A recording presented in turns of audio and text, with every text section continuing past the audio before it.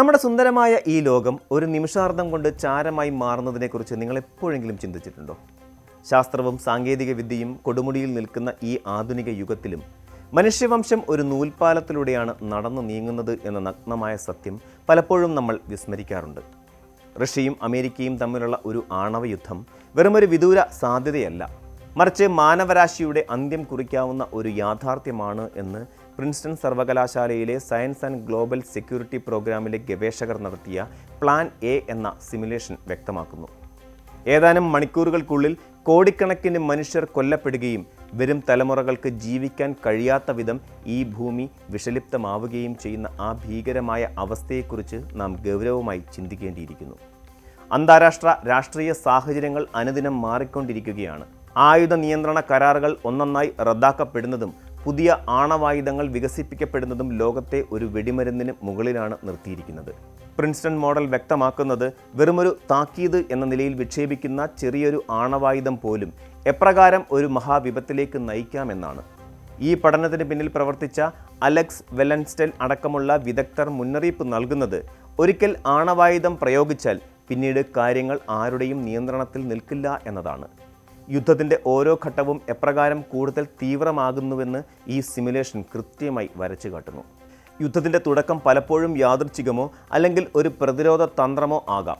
റഷ്യയും നാറ്റോ സൈന്യവും തമ്മിലുള്ള തർക്കം മുറുകുമ്പോൾ റഷ്യ തങ്ങളുടെ കലിനിൻഗ്രാഡ് സൈനിക താവളത്തിൽ നിന്ന് ഒരു ആണവായുധം പ്രയോഗിക്കുന്നതിലൂടെയാണ് ഈ മഹാനാശത്തിന് തുടക്കമാകുന്നത്. നാറ്റോയുടെ മുന്നേറ്റം തടയുക എന്ന ലക്ഷ്യത്തോടെയുള്ള ഈ നീക്കം ഒരു വലിയ പ്രത്യാക്രമണത്തിന് വഴിവെക്കുന്നു. നാറ്റോ ഒരു ടാക്റ്റിക്കൽ ആണവായുധത്തിലൂടെ ഇതിന് മറുപടി നൽകുന്നതോടെ ലോകം കണ്ടിട്ടുള്ളതിൽ വെച്ച് ഏറ്റവും വലിയ സംഘർഷത്തിന് തിരികൊളുത്തപ്പെടുകയാണ്. ഇവിടെ ശ്രദ്ധേയമായ ഒരു കാര്യം, ഇത്തരം ആയുധങ്ങളെ പലപ്പോഴും കുറഞ്ഞ പ്രഹരശേഷിയുള്ളവ എന്ന് വിശേഷിപ്പിക്കപ്പെടാറുണ്ട് എന്നതാണ്. എന്നാൽ യഥാർത്ഥത്തിൽ അവ പോലും ദശലക്ഷക്കണക്കിന് ആളുകളെ നിമിഷനേരം കൊണ്ട് ഇല്ലാതാക്കാൻ ശേഷിയുള്ളവയാണ് എന്ന് പ്ലാൻ എ തെളിയിക്കുന്നു. സംഘർഷം മുറുകുന്നതോടെ റഷ്യ ഏകദേശം 300ഓളം ആണവ യുദ്ധമുനകൾ വിക്ഷേപിക്കുന്നു. ഇതിന് മറുപടിയായി നാറ്റോയുടെ ഭാഗത്തു നിന്ന് 180ഓളം യുദ്ധമുനകൾ പ്രയോഗിക്കപ്പെടുന്നു. വെറും 3 മണിക്കൂറിനുള്ളിൽ യൂറോപ്പ് എന്ന വൻകര ഒരു ശവപ്പറമ്പായി മാറുന്നു എന്നാണ് ഈ കണക്കുകൾ സൂചിപ്പിക്കുന്നത്. ഏകദേശം 26 ലക്ഷം ആളുകളാണ് ഈ ആദ്യഘട്ടത്തിൽ മാത്രം കൊല്ലപ്പെടുക. ആധുനിക യുദ്ധതന്ത്രങ്ങളിൽ പോലും ഇത്തരം കൂട്ടക്കൊലകളെ തടയാൻ മാർഗമില്ല എന്നതാണ് യാഥാർത്ഥ്യം. യൂറോപ്പിലെ പ്രമുഖ നഗരങ്ങൾ ഒന്നൊന്നായി ഭസ്മീകരിക്കപ്പെടുമ്പോൾ അവിടെയുള്ള മനുഷ്യർക്ക് ഓടി രക്ഷപ്പെടാനോ അഭയം തേടാനോ ഉള്ള സമയം പോലും ലഭിക്കുന്നില്ല. ഇത് കേവലം സൈനികർ തമ്മിലുള്ള യുദ്ധമല്ല, മറിച്ച് നിരപരാധികളായ ലക്ഷക്കണക്കിന് ജനങ്ങളുടെ ജീവനെടുക്കുന്ന ഒരു വംശഹത്യയായി മാറുന്നു. യുദ്ധത്തിൻ്റെ അടുത്ത ഘട്ടം അതിലും ഭീകരമാണ്. തങ്ങളുടെ ആയുധ ശേഖരങ്ങൾ പൂർണ്ണമായും നശിപ്പിക്കപ്പെടുന്നതിന് മുമ്പ് തന്നെ ശത്രുരാജ്യത്തിൻ്റെ നഗരങ്ങളെ ലക്ഷ്യമിട്ട് തന്ത്രപരമായ ആക്രമണം നടത്താൻ നാറ്റോ മുതിരുന്നു. ഓരോ നഗരത്തിലും 5 മുതൽ 10 വരെ യുദ്ധമുനകൾ പതിക്കുമ്പോൾ അവിടെ ബാക്കിയാവുന്നത് കേവലം കെട്ടിടാവശിഷ്ടങ്ങൾ മാത്രമാകും. അമേരിക്കയിലെയും റഷ്യയിലെയും 30ഓളം ജനവാസമേറിയ നഗരങ്ങളെ ലക്ഷ്യം വെച്ചാണ് ഈ ഘട്ടത്തിൽ ആക്രമണം നടക്കുന്നത്. വെറും മണിക്കൂറുകൾക്കുള്ളിൽ 34.1 ദശലക്ഷം ആളുകൾ കൊല്ലപ്പെടുകയും 57 ദശലക്ഷത്തിലധികം ആളുകൾക്ക് ഗുരുതരമായി പരിക്കേൽക്കുകയും ചെയ്യുന്നു. ഈ കണക്കുകൾ വിരൽ ചൂണ്ടുന്നത് മനുഷ്യചരിത്രത്തിൽ തന്നെ ഏറ്റവും വലിയ ദുരന്തത്തിലേക്കാണ്. സിമുലേഷനിൽ പറയുന്ന ഈ മരണസംഖ്യ ഒരു തുടക്കം മാത്രമാണ് എന്നതാണ് ഏറ്റവും വലിയ ഭീതി. ആണവ സ്ഫോടനങ്ങൾ നടക്കുമ്പോൾ ഉൽപ്പാദിപ്പിക്കപ്പെടുന്ന റേഡിയോ ആക്റ്റീവ് വികിരണങ്ങൾ അല്ലെങ്കിൽ ഫാളൌട്ട് വായുവിലും വെള്ളത്തിലും മണ്ണിലും പടരുന്നു. സ്ഫോടനത്തിൽ നിന്ന് നേരിട്ട് രക്ഷപ്പെടുന്നവർ പോലും റേഡിയേഷൻ മൂലമുണ്ടാകുന്ന രോഗങ്ങളാൽ കഷ്ടപ്പെട്ട് മരണത്തിന് കീഴടങ്ങേണ്ടി വരും. അന്തരീക്ഷത്തിൽ വ്യാപിക്കുന്ന ചാരവും പുകയും സൂര്യപ്രകാശത്തെ ഭൂമിയിലേക്ക് എത്തുന്നത് തടയുന്നതോടെ ആണവ ശൈത്യം എന്ന അവസ്ഥ സംജാതമാകുന്നു. ഇത് ആഗോളതലത്തിൽ കൃഷിനാശത്തിനും വൻതോതിലുള്ള ഭക്ഷ്യക്ഷാമത്തിനും കാരണമാകും. അത്തരമൊരു സാഹചര്യത്തിൽ സ്ഫോടനത്തിൽ മരിച്ചവരെക്കാൾ കൂടുതൽ ആളുകൾ വിശപ്പും രോഗങ്ങളും കാരണം മരണപ്പെടുമെന്ന് ശാസ്ത്രലോകം മുന്നറിയിപ്പ് നൽകുന്നു. ആണവായുധങ്ങൾ ഒരു രാജ്യത്തിൻ്റെ സുരക്ഷാ കവചമാണ് എന്ന വാദത്തെ ഈ പഠനം പൂർണ്ണമായും തള്ളിക്കളയുന്നു.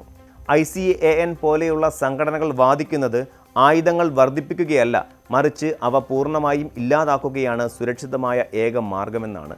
ഒരാണവായുധം പോലും വിക്ഷേപിക്കപ്പെട്ടാൽ അത് ലോകത്തിൻ്റെ തന്നെ അവസാനം കുറിക്കുന്ന ശൃംഖലാ പ്രവർത്തനങ്ങൾക്ക് കാരണമാകുമെന്ന് ശാസ്ത്രജ്ഞർ ഓർമ്മിപ്പിക്കുന്നു. നമ്മൾ നിർമ്മിക്കുന്ന ആയുധങ്ങൾ തന്നെ നമ്മെ നശിപ്പിക്കുന്ന ഒരു വിരോധാഭാസത്തിനാണ് ലോകം സാക്ഷ്യം വഹിച്ചുകൊണ്ടിരിക്കുന്നത്. രാഷ്ട്രീയ താൽപ്പര്യങ്ങളും അധികാരങ്ങളോടുമുള്ള ആർത്തിയും മൂലം നാം മറന്നുപോകുന്നത് വരും തലമുറയ്ക്ക് നാം കൈമാറേണ്ട ഭൂമിയെക്കുറിച്ചാണ്. ഈ മഹാവിപത്തിനെക്കുറിച്ച് ജനങ്ങൾക്കിടയിൽ അവബോധം സൃഷ്ടിക്കുക എന്നതാണ് ഇത്തരം സിമുലേഷനുകളുടെ ഏറ്റവും പ്രധാന ലക്ഷ്യം. റഷ്യയും അമേരിക്കയും തമ്മിലുള്ള ശീതയുദ്ധം അവസാനിച്ചു എന്ന് നാം കരുതിയെങ്കിലും ആയുധങ്ങളുടെ മത്സരവും അവിശ്വാസവും ഇപ്പോഴും നിലനിൽക്കുന്നു. പ്ലാൻ എ ഒരു കഥയല്ല, മറിച്ച് നമുക്ക് മുമ്പിലുള്ള ഒരു വലിയ മുന്നറിയിപ്പാണ്. യുദ്ധത്തിൽ വിജയികളോ പരാജിതരോ ഇല്ല, മറിച്ച് ബാക്കിയാവുന്നത് നാശനഷ്ടങ്ങൾ മാത്രമാണ്.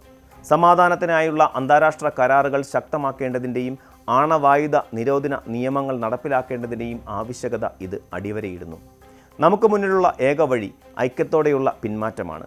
മനുഷ്യരാശിയുടെ നിലനിൽപ്പിനെ ബാധിക്കുന്ന ഇത്തരം ആയുധങ്ങൾ ഭൂമുഖത്തു നിന്ന് തുടച്ചു നീക്കപ്പെടേണ്ടതുണ്ട്.